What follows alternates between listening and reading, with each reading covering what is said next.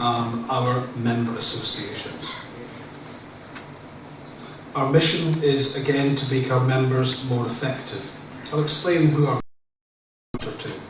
The IFPSM membership is made up of membership organisations, just as ISMM is a membership organisation and professional body.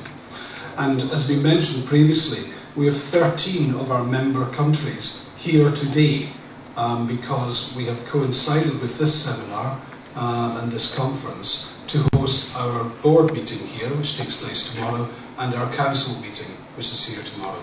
So we have today members from Kenya, Norway, Denmark, Canada, India, Sri Lanka, obviously, Thailand and the Philippines. So I think this is a good example of how the strength of IFPSM is within our membership. It's not within our staff group, but within our membership. And I would suggest the strength of ISMM is actually in this room, the members of ISMM. With 45 national associations across the world, part of IFPSM's role is to support the development. So we have some very large associations, such as our Indian member, which has got many hundreds of thousands of individual members, but we also have some very small and emerging associations in membership. An example of this would be in Poland. Poland has only got 200 members and no staff resource. So we go from very large organisations to small organisations. And as a community, we represent over 250,000 individuals. We're a not-for-profit organisation, so we're not a commercial organisation. We try and operate as professional and good business practices, but we're a not-for-profit organisation. We're governed by our members. We're a democratic organisation, so our board are subject to election from our presented by the senior delegates of all our members. And we hold board meetings twice a year and our council meeting once a year.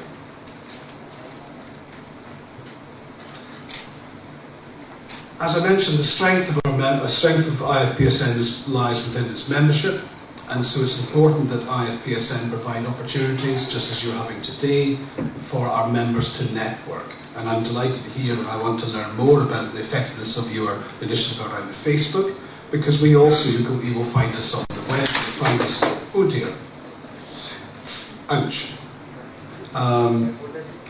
You'll find that you can connect with IFPSM through ISMM, through the web, through our LinkedIn groups, and so we use social media as well. But we also use traditional means. So we host webinars, we also have regional events. So we have 4 regions within IFPSM, with Asia Pacific region, and they will hold in Taiwan on the 18th of November, an Asia Pacific regional event. We have the Americas region, we have the Europe region, and we have the Africa region. And we have in the audience today Chris Uwanda from Kenya, who is our new Regional Vice President for Africa. So I met Chris for the first time about 2 weeks ago in Rwanda, when I attended the ISMM Seminar, which again is all about bringing people together. So IFPSM, in summary, is here to support the development of our members, support the development of new associations, and quite importantly, and probably key, to ensure that through our members we actually support you, the individual members of the associations, to develop the profession. Now this afternoon you have two individuals from IFPSM. You have the President, Soren, and you have the President-elect, Cheryl, who will be talking more about specifically some of the activities of IFPSM and particularly about some of the procurement initiatives that some of our members are delivering. So I think at that point I'm going to stop. Just to reiterate, I'm deeply honoured to be here. Thank you for your attention. You're a very polite audience. I don't know if that means that you are engrossed in what you've heard so far, or perhaps you're just warming up. But thank you for being so polite and listening to me, and I hope the conference is really successful, and I hope I have a chance to meet some of you through some of the networking opportunities. Thank you very much.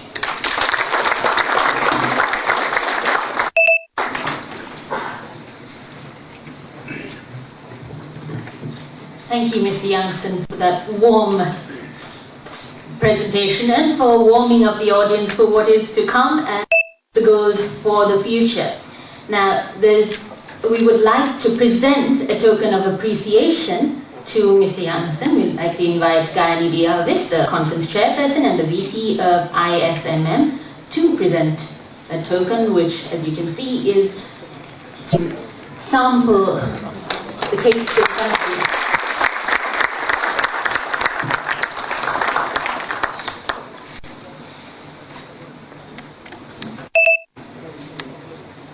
This is very, very kind. Thank you very much. I only just came back because I learnt 2 days ago. You may not know this, but I'm from Scotland, and apparently there's a very famous Scottish person who used to be involved in the tea industry in Sri Lanka, James Taylor. Oh, good. Well, someone nodded. So this is very nice. Thank you. Well, thank you. Our guest of honour this morning is Mr. Ranjit Pradeep, as has been mentioned earlier. He counts over 30 years of management experience in food retailing, food services and manufacturing, and he was responsible for bringing the concept of the supermarket to the mainstream in Sri Lanka. He's a strong activist for sustainable business and, for this reason, has been invited to share his expertise at a variety of national and international forums. Mr. Page is currently the Managing Director of CT Holdings PLC and Deputy Chairman of the group subsidiary Cargill Ceylon PLC. We welcome Mr. Page to the stage.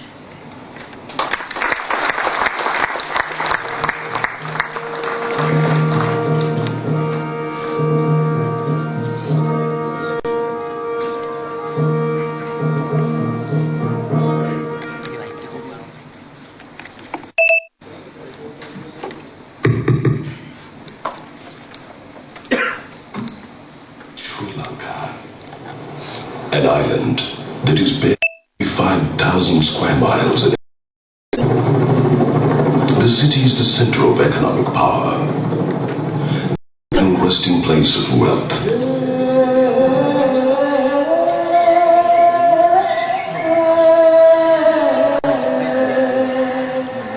And yet is created not in the city, but far away from it.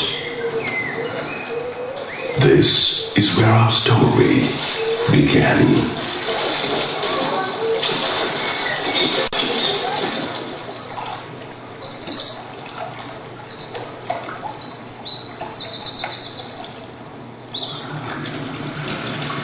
We do not have a Taj Mahal, nor a great,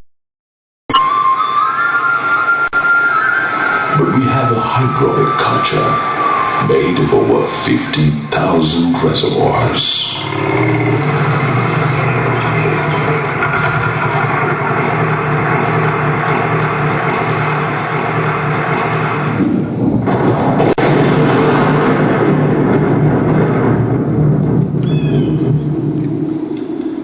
In 1983, a dark cloud passed across our skies.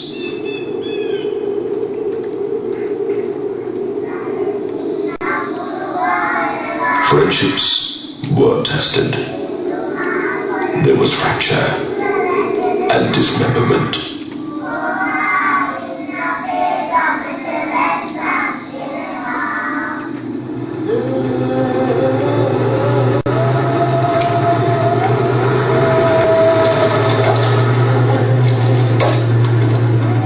The wounds did not heal, but we did not give up hope.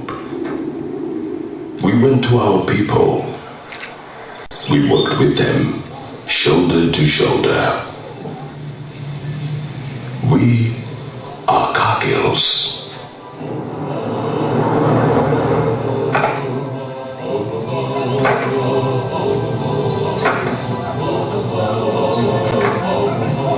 Our hopes finally bore fruit.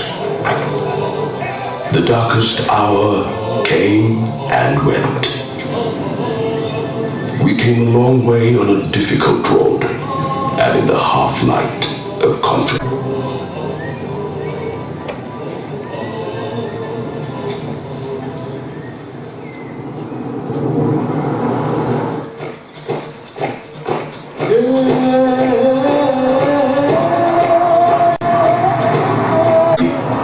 the sunlight of peace. The road is clear. We will not stop. For them.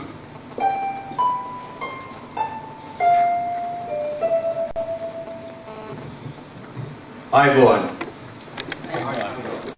For those of you who may be thinking, especially there are international audience here, we have no connection to Cargill, USA. We are older than Cargill, USA, and we are a Sri Lankan company, born and bred Sri Lankan. Thank you for inviting me today to share what is our passion about building regional Sri Lanka than just touching people in Colombo. When we introduced supermarkets in 1983, it was just after a few months after the conflict broke out in Colombo. We were thinking about supermarkets, and we thought that supermarkets were meant for people just in Colombo 3, 4, 5, and 7. We are, being a very old company, traditionally just importing to serve those people in 3, 4, 5, and 7, we thought, let's continue doing that than trying to do something different. We thought taking on a challenge, be happy with the little business we had. I was part of that team out of school, thinking what I could do. I wanted to be a salesman, a marketeer.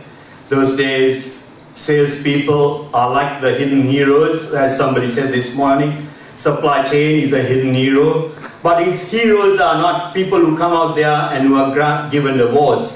Heroes are brands. Brands are the most important thing. The passion to deliver a brand which will last, and sustainability of a brand is what is most important. So I challenge of having to start a supermarket. We had a little Wall Street, that's in Colombo too, for those of you do not know Colombo. It was a street where nobody moved around. It was a street where just kids. In 1982, cricket was not as popular as it is today. It was more football, soccer, and the girls or the boys of Slave Island used to come on a Saturday, Sunday or a holiday and play soccer on that road. And nobody went on that road, just these boys playing soccer. And here we took on a challenge to open a supermarket, not knowing what a supermarket we would end, where would we are going, and we just took on this supermarket and said, let's go and buy little vegetables from the marketplace, from Manning Market, buy some fish from the fish market, and go to people like Unilever's or Nestle's who never encouraged us, sorry about that, that's the truth, to build a supermarket. And we just tried it, you know, and behold, what happened to us. We tried once, we fell. We opened the second one, we fell. But falling on our face doesn't mean that we can't get up and walk. It's all about learning. It's learning. And I'm still learning. You know, after many, many decades of working at 18 years old, and I want to learn. Because the world is changing so much. Most of us, most people do not know the importance of what you do. I never knew what it was. But let me share how I realized that. The importance of buying at the right time. Today it is known by, they say, from farm to fork. In Sri Lanka, we'll say from farm to fingers because we like eating with our fingers, not KFC, which is part of our portfolio. It's finger licking good. I'm not trying to sell our brands. At the end of the day, I'll be selling all my brands, and I'm certainly all of you will know why you need to shop, eat Cargill's. And so we thought, okay, let's try something different. And we opened, like I said, the first, the second, and the third, and the fourth, and we are still learning. Then we got into something more difficult. You know, in Sri Lanka, 1978, economy was open, liberalized. 1983, conflict started. But we never gave up because we believe in our country. It's our country which gave me first an opportunity. So we said, okay, let's keep investing. So one by one we went into, and eventually towards the end of 1999, I thought I'm going to give up this supermarket business and forget about KFC and just go back and do what I wanted to do, to be a salesman and be happy with that. So I thought of doing something different. And I went to a certain discussion panel, and at that discussion forum, I was part of that forum, like you seated in the audience. I'm listening to some senior members of parliament or ministers at that time, and they were talking about various things, and then I was introduced to one of them, one member of parliament who was a minister still. And then he said, what are you doing? You're working at Cargill's and you are in this audience. What are you trying to do? So I told him, I thought I'd change my career and do something different. Then he started talking to me about farmers. He said about how farmers, his electorate and his district and the number of people producing fruits, and it is the highest production of fruits and vegetables in the country. And he asked me, would you like to go and have a look at that place? And I said, why not, sir? I don't mind. Can you arrange a meeting for me or guide me there? And so one day I took on, right, I got 5 more minutes. Okay, I'll finish, don't worry. One day I took on the role of going to this challenge, taking on this challenge. And that's where I met the farmers who said there are difficulties about selling vegetables or being able to transport vegetables, and they were unable to get the required income. So coming back to Colombo, I told a colleague of mine, let's start something little. And we started buying a few vegetables and from that area. And that turned into a huge business. We just went to a farm gate, picked up some vegetables, put them into crates, and sold it to people in Colombo. And we continued doing this and improving it. And thereby we were able to eliminate waste. Waste in food is criminal. Because in Sri Lanka and many parts of the world, there is a lot of food waste going on. And that's criminal, to waste food. We all enjoy our food, but to waste it, it's criminal. It's like the water. It's to waste it, it's criminal. So, but we eliminated waste from a high of 40%, we have brought it down to less than 10%. There is no secret here. There's no science. It's applying a passion. It's applying what you know. Understanding your customer. Pushing your brand. But working towards continuous efficiency. Understanding people. Working on the processes. And keep pushing and driving those processes to make your brand stronger and stronger.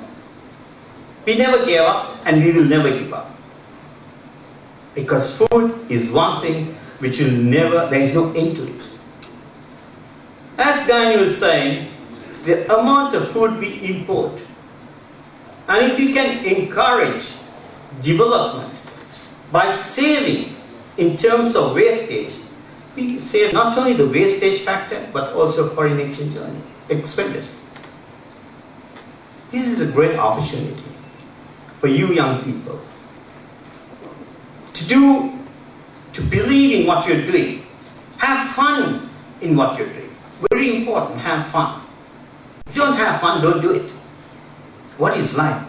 Life is all about having fun, but not fun on other people's expense. It's about having fun, making sacrifices, believing what you're doing, and keep going on. That is. When you see people, when you don't hear them telling you, hey, supply chain managers, you're the greatest people, forget that. It is your brand. when you see the volumes grow, when you see your sales going up, when your management calls and says, get more profit out of it, it's not just procurement, it's for the processes. So that's the greatest thing. So in my life, and I'm certain in all of our lives, we want to have fun with what we do. We want to see our workplace happy. We want to see country being happy. We need to make sacrifices. We need to energize our people.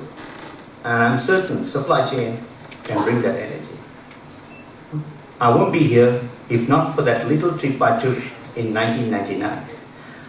I doubt very much there would be a Cargills in Sri Lanka, though we are 170 years old, if not for that little trip. That trip of touching farmers across country. Today we operate in 24 districts. We collect milk. We contribute 3% in paddy consumption, GDP. We contribute 4% of vegetables and fruit. We are the third largest collector of liquid milk in this country. Hence, justifies why you need to shop at Food City, enjoy good molly, right? And do everything and have fun while you consume our food. Thank you very much. Have a great day. Enjoy the rest of the people here. And I'm certain that you will help me have fun. I will.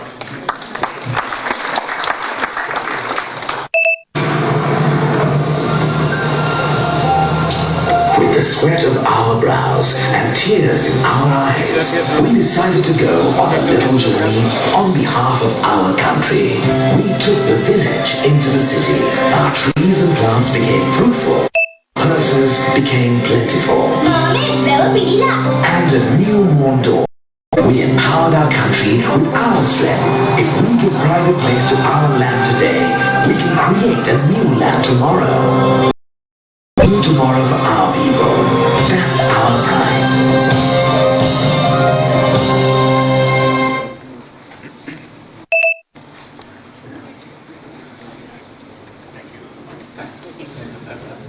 Thank you, Mr. Page, for redefining waste not, want not, and for sharing your and for sharing the secret. There is no secret, just being your best self.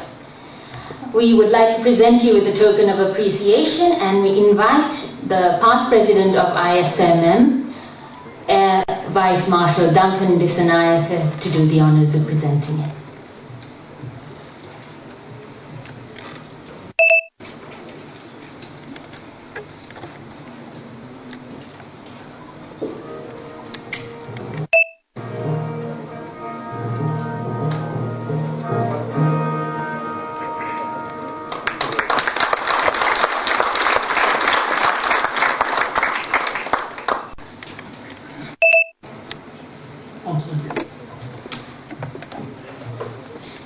Our chief guest this morning is Professor Jawardena, Vice Chancellor of the University of Moratuwa. He's had a background in civil engineering and then went on to obtain a PhD in construction management from the Loughborough University of Technology in the UK. He is also a Commonwealth Scholar. He is a Fellow of the Institute of Project Managers, Sri Lanka, a Chartered Engineer, an International Professional Engineer, a Fellow of the Institute of Engineers, Sri Lanka, and a Fellow of the National Academy of Sciences of Sri Lanka. He is also a Senior Professor in Civil Engineering, was a Professor in Entrepreneurship at the University of Moratuwa, and is a past President of the Institution of Engineers, Sri Lanka. He also served as the first head of the Department of Management of Technology, among prominent positions in academia. He has also served and continues to serve on the boards of several public and private institutions. In addition to all this service, he has also co-authored a textbook on construction productivity management, published by Addison Wesley Longman, contributed to other textbooks, and has published and presented over 60 research papers, both locally and internationally, notably in the areas of technology management, technology transfer, project management, social management systems, construction management and entrepreneurship, and has received several awards for these publications as well. For the address of the chief guest, Professor Ananta Javan.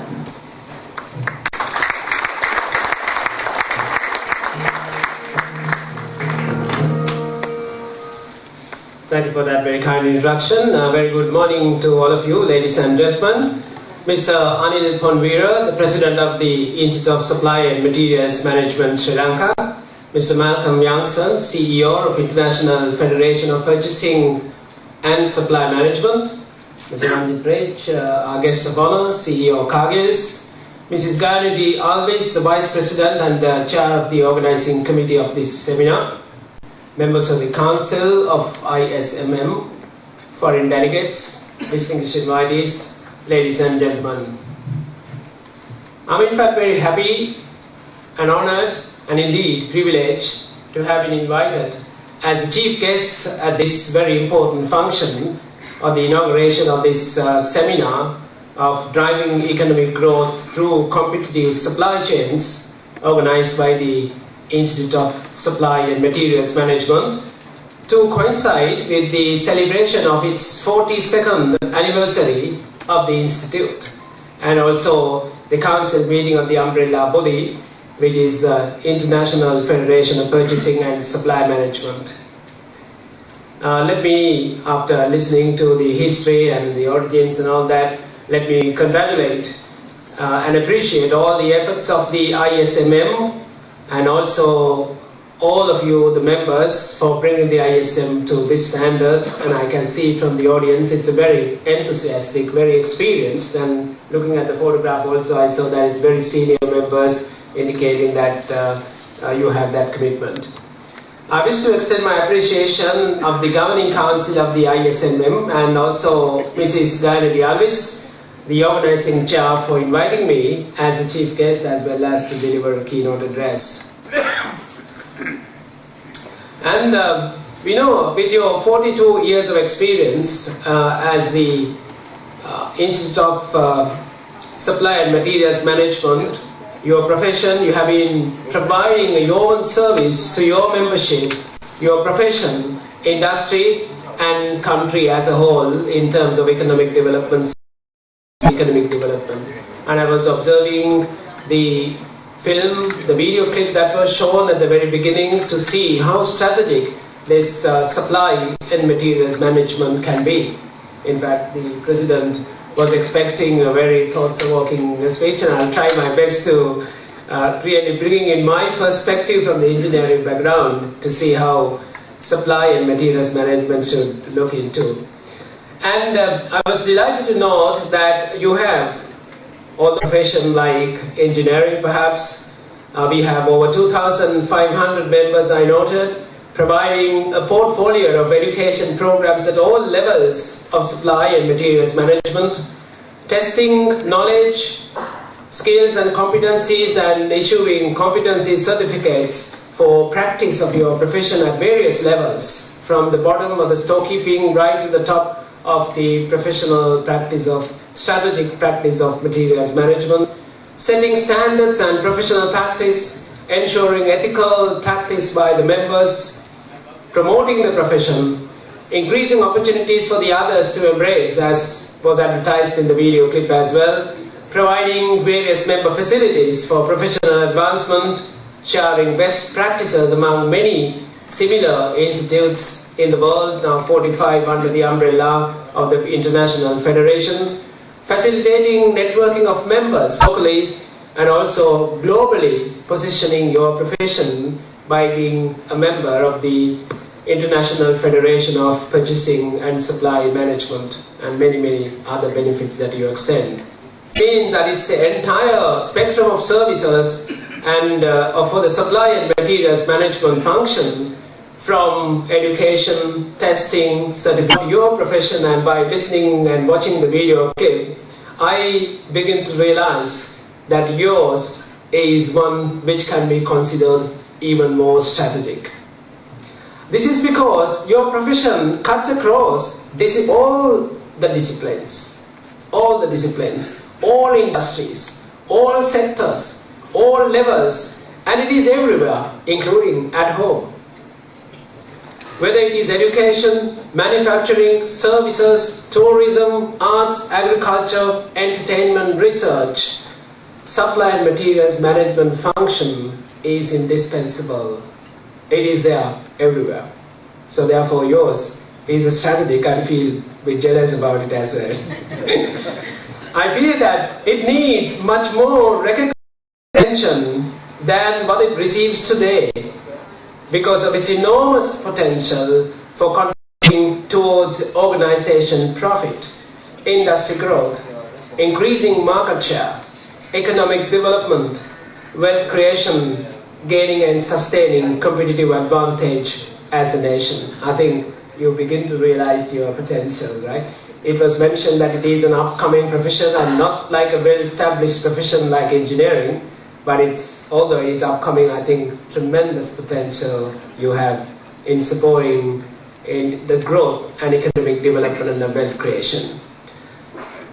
The seminar theme that we have chosen today, driving economic growth through supply chains, is exactly in this direction and very appropriate for today at a time when national and global competition is becoming extremely difficult to face and succeed. And at a time when our country is striving for rapid economic growth, trying to catch up with the lost time due to our ethnic conflict our country faced for over 30 years. And it was mentioned repeatedly how we try hard and strive hard to become rise in our difficulties and try to raise our standard of living and going into the upper levels of middle income countries, creating all the hubs, the 5 hubs now being 6 hubs and so on. The role of supply and materials management professionals is therefore to look for opportunities to add further value at every link of value addition chain through their strategic expertise. Every link that we have through the value addition process. In order to set a background to this theme, I thought it is appropriate to talk about 4 crucial aspects which I think you as supply and materials management professionals needs to consider and address in my keynote speech.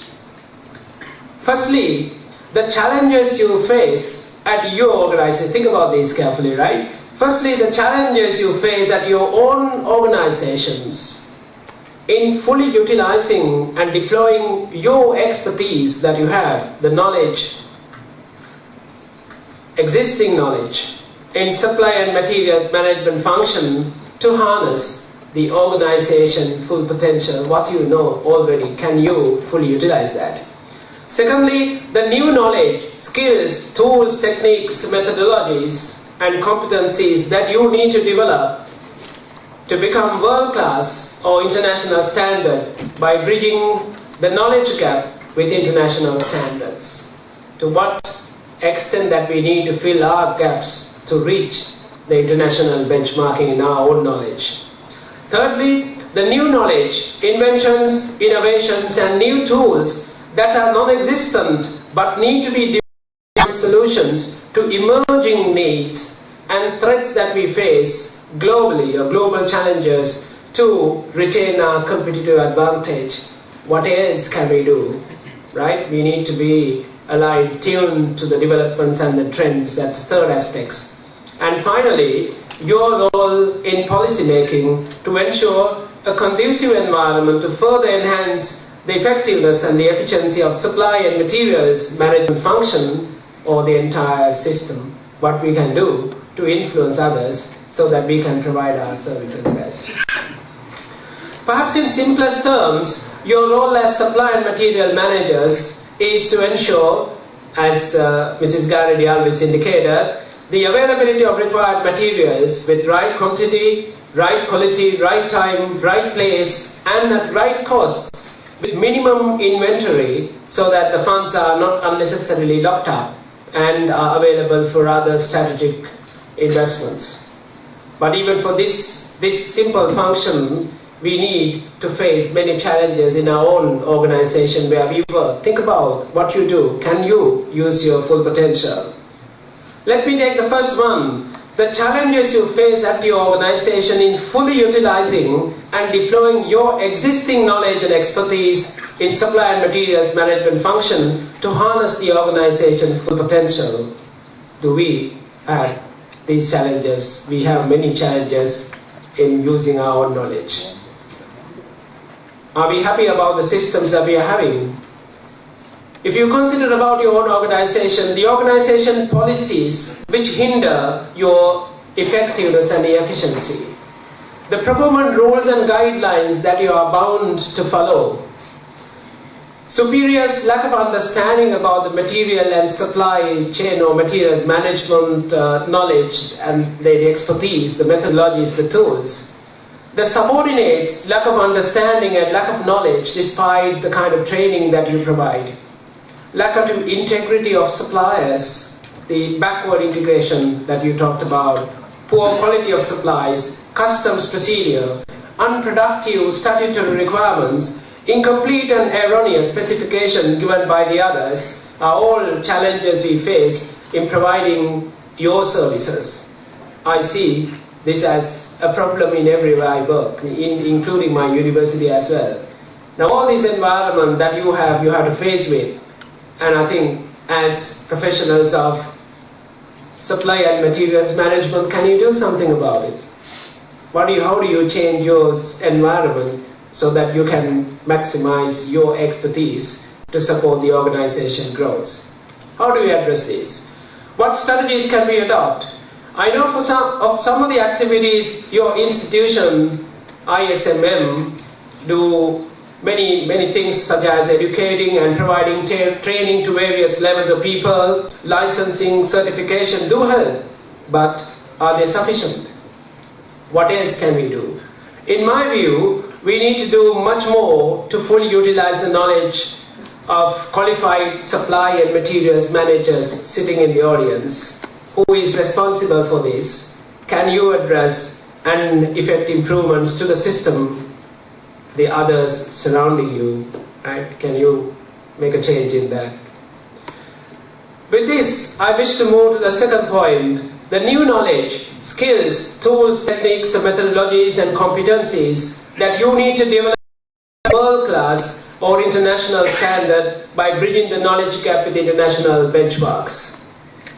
And Mr. Youngstons, he was mentioning about the federation as an accreditation body. And we have many members, 13 members already in the audience out of 45 members. And not all the members are accreditation bodies. And you can set your own professional standards. And you make sure that all the educational degree programs or other programs that are being offered satisfy these accreditation requirements. And the federation is one of them. And I think probably Sri Lanka, Institute of Supply and Materials Management, is looking forward to become an accreditation body, so that you say that your professionals should have these kind of accreditations. Although this is addressed to some extent by universities through their regular curriculum changes to take on board the new developments in subject area, I consider that it is mainly the responsibility of the professional body, the Institute of Supply and Materials Management Sri Lanka in our country. Your institute is already doing this to a great extent by organizing this kind of seminars, international seminars for knowledge sharing, seminars with international participation, 13 countries, linking with many other professional bodies through the International Federation of Purchasing and Supply Management, conducting a range of CPD programs, offering executive diplomas and so on. But what else can we do to capture and apply advanced tools, techniques, and further develop our knowledge? One aspect is that you rise as an accreditation body and align with your benchmarking to international standards. Perhaps you might have already developed some international standards, align with them, and it is very common in our profession like engineering or architecture, but whether it is common in supply and materials management as well, and be aligned so that you can make sure that your professionals are world-class international standards. And These need to be shared, this knowledge need to be shared through many ways. In addition, your professional body should have a very strong link with the universities to harness the complementary strength to bridge the gaps of these knowledge. And we, as Moroto University, we actually started this transport and logistics management course to support this. And I think we need to have a very strong links with the university so that we can actually have these kind of attributes in our education programs to ensure satisfaction of your requirements and vice versa. So these are the things that we need to really look at.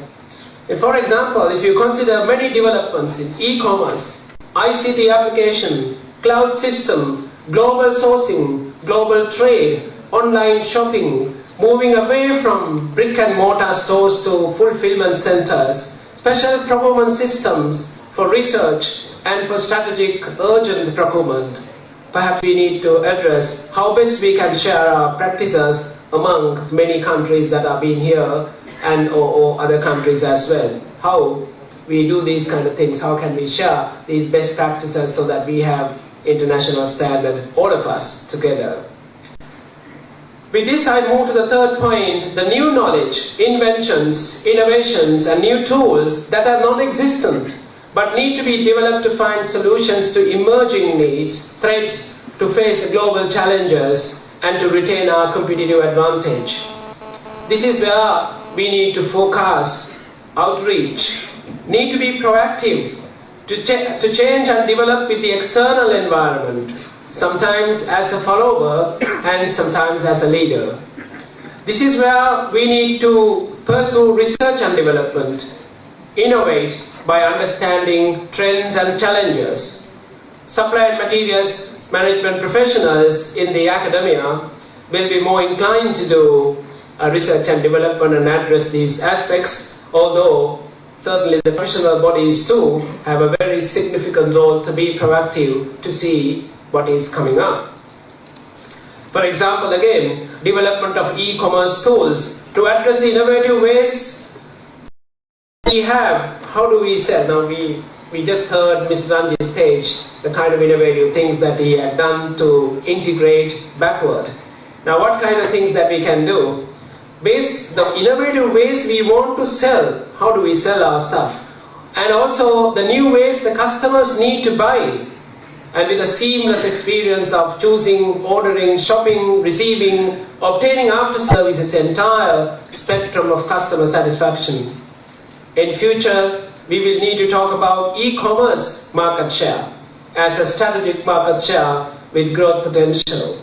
We need to develop much easier models for global trade and international procurement. It is through these developments and innovations that organizations and nations gain competitive advantage, supporting your theme today, driving economic growth through competitive supply chains.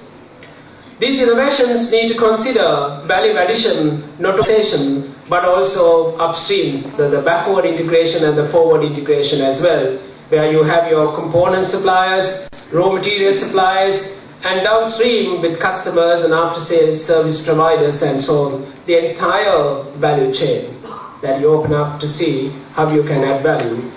We also need to find out what is our future.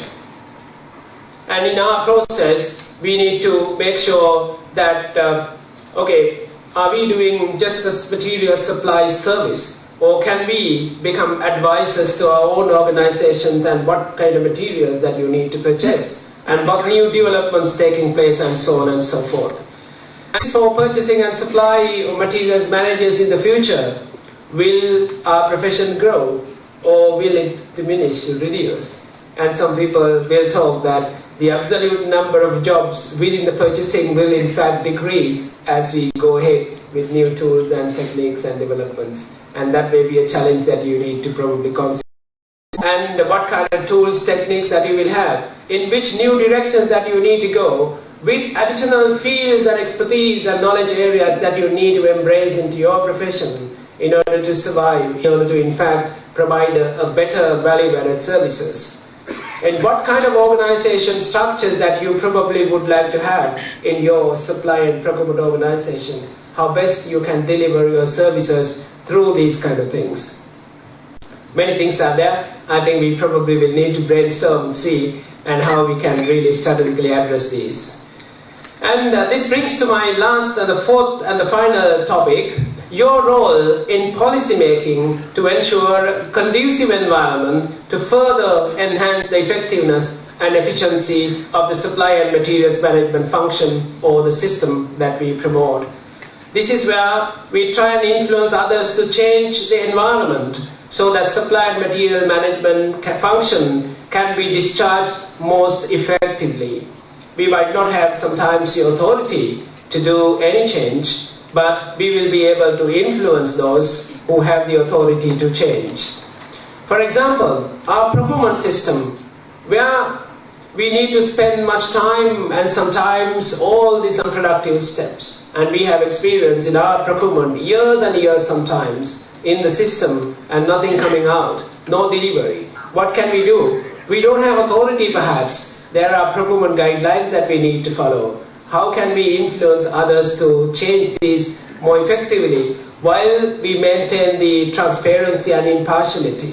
Can you, as supply and materials managers, influence these system changes that we need to make this procurement system more efficient?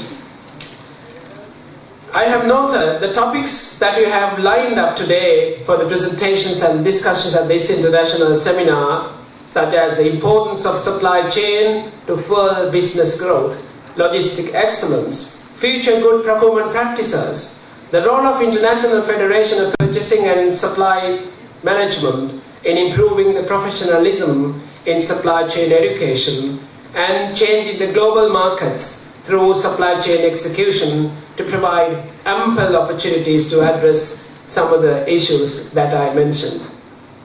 With 5 eminent speakers and equally eminent audience, I have no doubt that this international seminar will be of great success, and it will provide opportunities for you to, brainstorm and question to see how your profession's future hold for you and what kind of new directions that we probably can take. And with that, I wish you all a very productive seminar, a fruitful seminar, and a pleasant time. Thank you very much.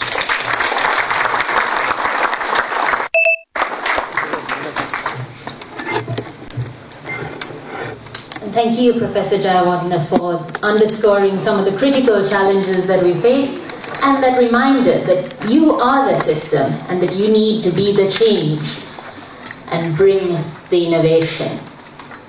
We would like to present you with a token of appreciation, and it will be presented by the President of ISMM, Anil Ponvira. I'd like to invite you to the front so that everyone can witness it and that photographs can be taken to document the occasion.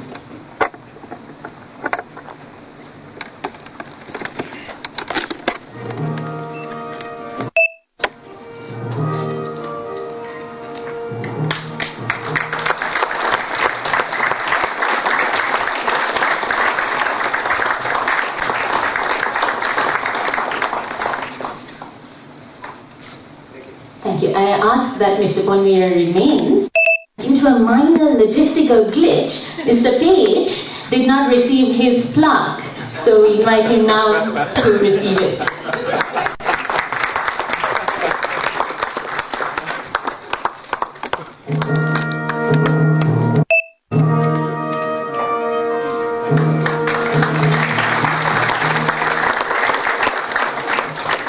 Thank you, gentlemen. And that is the inaugural portion of this conference. The technical sessions will commence after served outside. There will be a few logistical issues, I'm sure, as relates to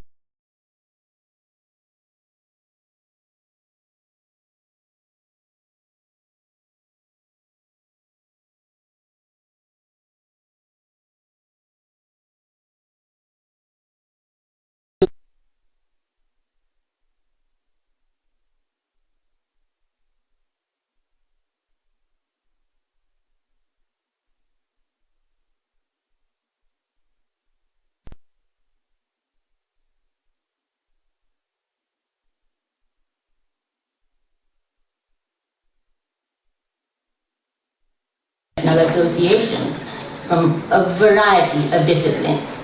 The first, as mentioned in the video as well, was Mr. Hidayat Arachi. So he will be chairing this session on the importance of supply chain and how it can fuel.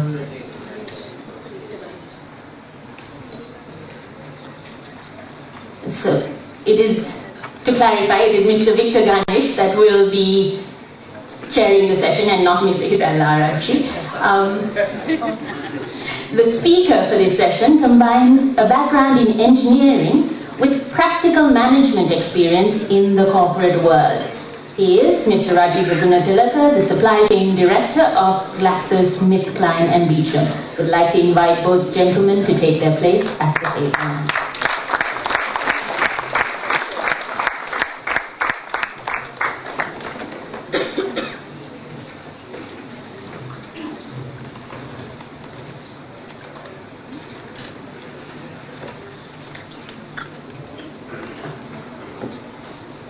Good morning, ladies and gentlemen. Thanks, Dinasha, for that introduction. But what she missed is after next week, from the 1st of November, I'll be past president of the OPS. To introduce a good friend and past colleague, he is the supply chain director of Klein. He is BSc in mechanical engineering from the University of Moratuwa and is Master in Engineering, in Industrial Engineering from Asian Institute of Technology, Thailand. He joined Unilever as a member, as a management trainee in technical, and after a successful setting up of the food processing plant of Unilever, he was promoted as the first plant manager to take charge of both manufacturing and engineering in the beauty soap plant. Outside his thing, I must also found that his beauty life partner he found there at Unilever. He then joined Sandal as the head of field operation and was responsible for island-wide installation of domestic telephony. Post Sandal, he moved to MAS Holdings to head the engineering operations at Shadowline Private Limited. Then he was appointed as the head of manufacturing in the same plant. Post his move to as the general manager, Fashion Line Site 1 Limited, where he turned around the business to a profit-making venture. Rajiv is currently the supply chain director heading GSK, end-to-end supply chain in Sri Lanka for both consumer healthcare and pharmaceutical business. Most importantly, Rajiv recently people leader for supply chain from the Institute of Personnel Management at the inaugural People Leaders Award. I must also add, Rajiv and I worked together at Unilever, and then my son worked with him in Vietnam. So 2 generations. So before my grandson works with him, I call upon Rajiv to deliver his speech.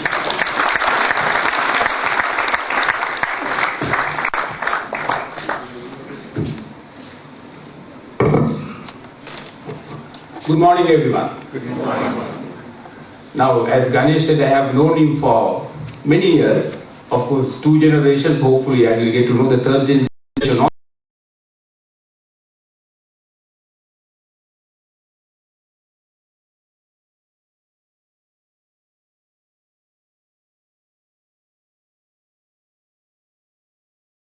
To hear to Mr. Page, I was very inspired to know that there are people like that to lead us, the supply chain people.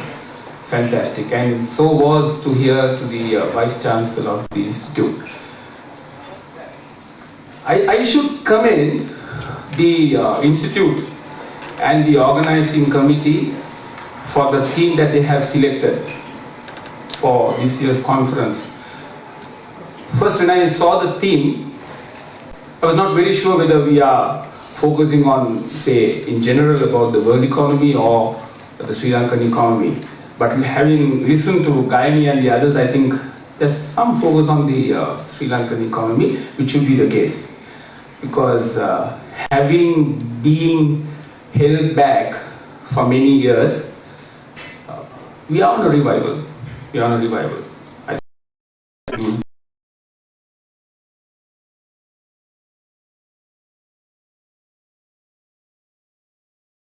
for 30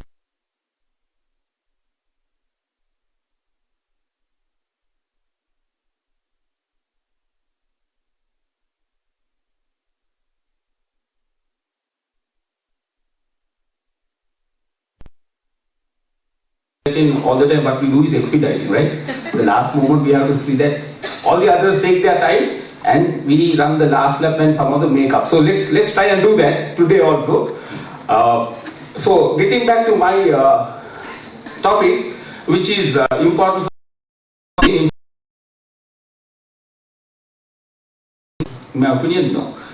The second thing, or second level, is some people think, it's the supply chain that exists in your organization. It's a supply chain. Necessarily, it's a supply chain which exists from the time that you procure your material up to you deliver.